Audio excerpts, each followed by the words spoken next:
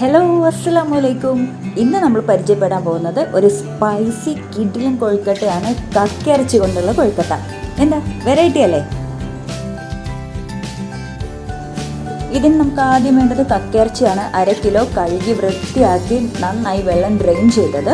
ഇത് മാരിനേറ്റ് ചെയ്യാൻ വേണ്ടത് ജിഞ്ചർ ഗാർലിക് പേസ്റ്റ് 1/2 ടീസ്പൂൺ, മുളക് പൊടി 1/2 ടീസ്പൂൺ, മഞ്ഞൾപ്പൊടി 1/2 ടീസ്പൂൺ, ഉപ്പ് 1/2 ടീസ്പൂൺ, കുരുമുളക് പൊടി 1/2 ടീസ്പൂൺ. ഇത് മാരിനേറ്റ് ചെയ്ത് ഒരു അരമണിക്കൂർ നമുക്ക് മാറ്റി വെക്കാം. ഇനി ഒരു പാനിൽ വെളിച്ചെണ്ണ ചൂടാക്കുക. ചൂടായ വെളിച്ചെണ്ണയിലേക്ക് നമ്മുടെ കക്കയിറച്ചി ഇട്ട് കൊടുക്കുക. നന്നായിട്ട് ഷാലോ ഫ്രൈ ചെയ്യുക. ഡീപ് ഫ്രൈ ചെയ്യേണ്ട ആവശ്യമില്ല, ഷാലോ ഫ്രൈ ചെയ്താൽ മതിയാകും.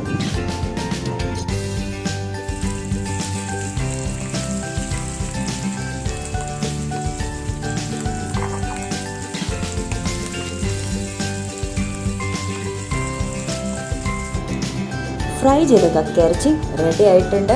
ഇനി നമുക്ക് വേണ്ടത് ഫില്ലിംഗ് ഉണ്ടാക്കാൻ വേണ്ട സാധനങ്ങളാണ്. അതിന് വേണ്ടത് 2 സവാള ചെറുതായി അരിഞ്ഞത്, പച്ചമുളക് വട്ടത്തിൽ അരിഞ്ഞത് 2 എണ്ണം, വെളുത്തുള്ളി 5 എണ്ണം ചെറുതായി അരിഞ്ഞത്, 1 ടീസ്പൂൺ ഇഞ്ചി, 2 തണ്ട് കറിവേപ്പില, തേങ്ങ ചിരകിയത് 1 പിടി.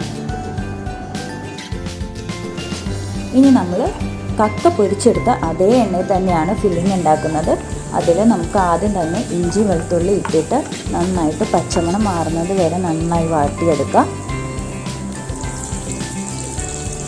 ഇതിലേക്ക് പച്ചമുളക് അരിഞ്ഞതും കൂടി ഇട്ടിട്ട് നന്നായിട്ട് മിക്സ് ചെയ്തെടുക്കുക. ഇനി സവാള ഇതിലേക്ക് ആഡ് ചെയ്തിട്ട് നന്നായിട്ട് ഇളക്കി കൊടുക്കണം. സവാള ഒരുപാട് മൊരിഞ്ഞ് വരുമൊന്നും വേണ്ട, ഒന്ന് ട്രാൻസ്ലൂസൻ്റായി വന്നാൽ മതി.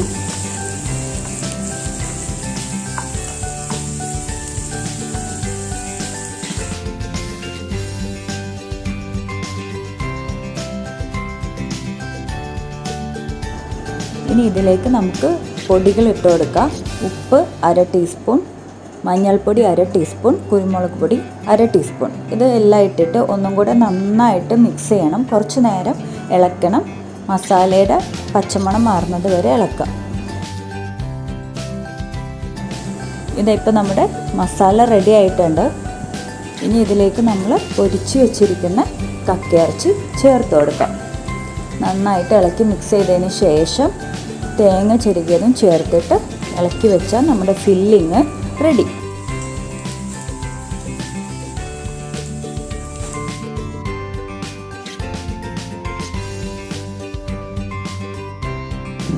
ഇനി നമുക്ക് കൊഴുക്കട്ടയുടെ മാവ് ഉണ്ടാക്കുന്നത് എങ്ങനെയാണെന്ന് നോക്കാം.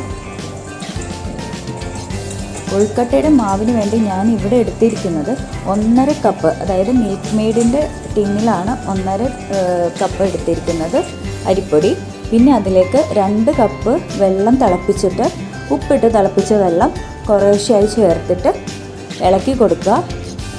ഒരു തവിയുടെ ബാക്ക് സൈഡ് വെച്ചിട്ട് ഇളക്കിയാൽ മതി, ചൂടുണ്ടാകും. ഈ മാവിലേക്ക് ചേർക്കാനായിട്ട് 1 പിടി തേങ്ങയും 3 ചെറിയ ഉള്ളിയും പെരിഞ്ജീരകം 1/4 ടീസ്പൂണും കൂടെ ചതച്ചെടുത്തത് വേണം. ഇത് മാവിലേക്ക് ചേർത്തിട്ട് നന്നായി മിക്സ് ചെയ്ത് കൊടുക്കുക. വെള്ളം കുറേശ്ശെയായിട്ട് ചേർത്ത് കൊടുക്കുക.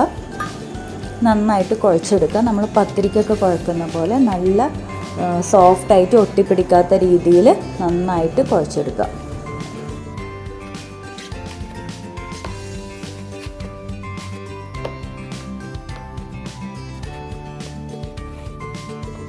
കുഴച്ചെടുത്ത മാവിൽ നിന്ന് ഓരോ ബോൾസായി എടുത്തിട്ട് നമുക്ക് ഫില്ലിങ് ഇതിൽ വെക്കാം.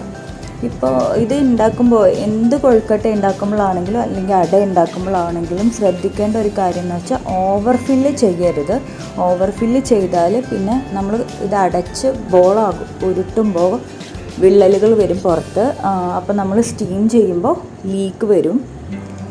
അപ്പോൾ ഓവർ ഫില്ല് ചെയ്യണ്ട. ഓരോരുത്തരുടെ ഇഷ്ടത്തിനനുസരിച്ചുള്ള ബോൾസ് ഉണ്ടാക്കാം. അതിനനുസരിച്ചുള്ള ഫില്ലിങ് ഉള്ളിൽ വെച്ചാൽ മതി.